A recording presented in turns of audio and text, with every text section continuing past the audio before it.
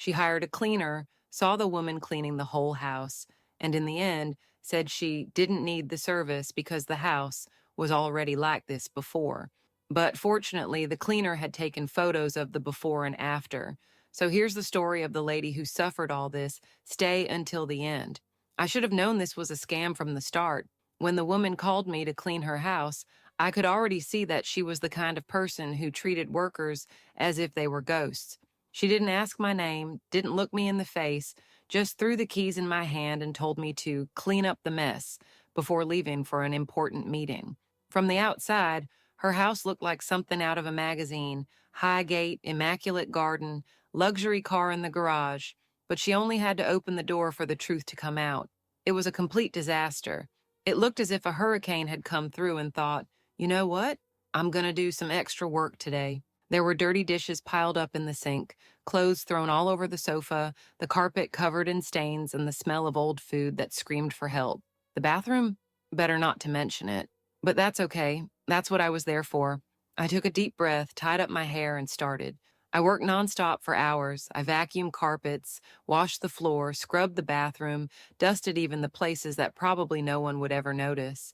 I washed and put away the dishes, folded the clothes, made the house look like a five-star hotel, and then just as I was finalizing the last details, I heard the door open. There she was, returning from that important meeting, which, from the smell of strong perfume and the bags of expensive stores, looked more like a day's shopping. I stood there smoothing out my blouse, waiting for that minimum of recognition that any human being deserves. But all I got was a quick glance to the side and a grumble. She took off her sunglasses, took one more cursory glance around the room, and, with the cleanest face on the planet, let loose. Hey, but the house was already clean. It took my brain a few seconds to process that. What do you mean it was already clean? I had basically restored that place to its original state of humanity. What did she think was happening? Cleaning fairies came in at dawn and organized everything? It wasn't possible. No one had the courage. But she did. And at that moment, I knew this woman was going to try to pull a scam. I dealt with strange customers before. Those who forgot to leave payment, those who changed their minds at the last second, even those who thought they could negotiate the price after the job was done. But this one was on another level. The woman crossed her arms, looked around once more, and let out a theatrical sigh. Yeah, I don't even think it needed cleaning. The house was already like this when I left. I had to stop myself from laughing or scream. I looked around, analyzing my surroundings with new eyes. The sofa, once covered in crumpled clothes, was now spotless. The shiny floor, free of the crumbs and layer of dust that seemed to be part of the decor before. The kitchen, which earlier looked like the battlefield of a bankrupt restaurant, now organized like a store window. And this woman, with the biggest scowl on her face, wanted to convince me that the house was already like this? I took a deep breath. I knew that if I said anything cross, she would use it against me. People like that always pretend to be the victim. Do you really think the house was clean before? I asked, keeping a polite tone, even though inside I was wondering if she was simply being facetious or if she had a memory problem. She shrugged, giving me that, I don't know, I didn't see it, it's not my problem. Look, all I know is that I went out, and when I came back, I didn't see any difference. Maybe you didn't do much. Maybe I didn't do much. Maybe. In my head, I already imagined every possible scenario. From a trial where I sued this woman for being a blatant liar to an investigative documentary exposing people like this called Cleaning Scammers. But instead, I just took out my cell phone, opened the gallery, and showed it to her. Yes, because I already knew that something like this could happen. I always took before and after photos to avoid this kind of scam. So, the house was already clean, right? Her silence was the best thing that happened to my day. The woman stared at the screen of my cell phone for a few seconds without blinking. The photo showed exactly what I knew: a complete mess before and a spotless house after. I could even sell them as advertisements for my service. She blinked a few times, giggled nervously, and turned her face away, as if her cell phone had started emitting radiation. Ah, but that doesn't prove anything. You could have tampered with those photos. I don't know, there are apps that do that. There you go. Now, I was an expert in digital editing just to fool an honest housewife. I took a deep breath. There was no point in arguing with someone who treated reality as something optional. So you think I brought dirty dishes from home, spread clothes around your living room, and threw dirt on your floor just to pretend I'd done something? She opened her mouth to reply, but realized she had no argument. So she opted for the classic coward strategy, changing the subject. Well, anyway, I don't remember agreeing a price with you. How convenient. She remembered calling me, giving me the keys, leaving for the meeting, which was more like a shopping day. But when it came to paying, her memory went into energy saving mode. I looked at the woman and saw that she wasn't even disguising it. Her plan was simple: win me up until I got tired and leave without getting paid. Unfortunately for her, I wasn't the type to give up easily. Yes, you do. I wrote it down in our conversation, and I have the message on my cell phone, if you want me to show it to you. She twisted her mouth as if she were chewing on a lemon. It was clear that she didn't expect me to be prepared. Oh, what an exaggeration. I only said that it might need cleaning. You assumed it was something big. I did, of course.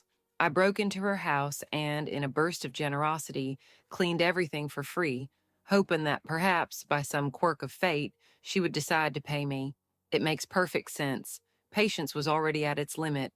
I had done my job. I had proof, and I wasn't going to leave there empty-handed. But I knew that with people like that, the game wasn't just to collect. It was about winning through humiliation. And I already had a plan for that. I had already realized that arguing with this woman was like trying to explain quantum physics to a pigeon. No matter what the argument, she would just shit on the table and act like she had won. So instead of continuing to debate, I just smiled. Not a friendly smile, but that smile that says, okay, if you want to play, then let's play nice. Got it. So you think that I cleaned the house without arranging anything, and that's why you don't have to pay. Is that right? She crossed her arms, trying to look confident. It's not that I think so. I just don't know if the job was worth all that. Oh, good. Now, as well as trying to cheat me, she wanted to make it look like I was charging too much. The point was simple. I could go on insisting, trying to convince her of the obvious, but people like that don't work on the basis of logical reasoning. They only understand one thing: exposure. So, without saying another word, I opened my cell phone and went straight to the neighborhood Facebook page, a group full of people who loved gossip more than they loved their own children. I posted the before and after photos of her house with the caption, "Some people really think that cleaning work happens by magic. If anyone finds my magic wand, please let me know. In the meantime, does anyone know a good lawyer for small scams?" The woman didn't even see what I did, but it only took a minute for her cell phone to start vibrating. Her face turned red instantly. "What did you do?" Her voice came out almost as a whisper. So now she was worried. She picked up the phone and started scrolling. I could see her eyes widening as the comments came in. First came that gossipy neighbor who lives down the street and knows everyone's business. Wait, isn't that so-and-so's house? Then there was a woman who had probably already been a victim of the same scam. Wow, what a shame. Who hires a service and then tries to leave without paying? Revolting. And then the final blow from a lady whom everyone respected in the neighborhood. If that's who I think it is, it's not the first time this has happened. Very ugly. The woman started typing furiously, probably trying to explain herself, but it was too late. The damage had been done. I could see in her eyes that she knew she wasn't going to get out of this without paying, and I wasn't going to leave until I saw the money. The woman looked at the cell phone as if it had just given her a death sentence, and in a way she had, because now the whole neighborhood knew about her scam. She started typing like crazy, probably trying to respond to the comments, but no matter what she said, the damage had already been done. It was impossible to reverse the situation when even the gossipy neighbor on the corner was already typing a long text about how certain people always wanted to take advantage of others. Well, I just stood there, arms crossed, waiting. There was nothing else I needed to do. The humiliation was working for me now. The woman snorted, wiped her face as if trying to calm down, and then finally faced reality. "Fine, I'll pay. But you didn't have to make such a fuss. Oh, so now I was dramatic."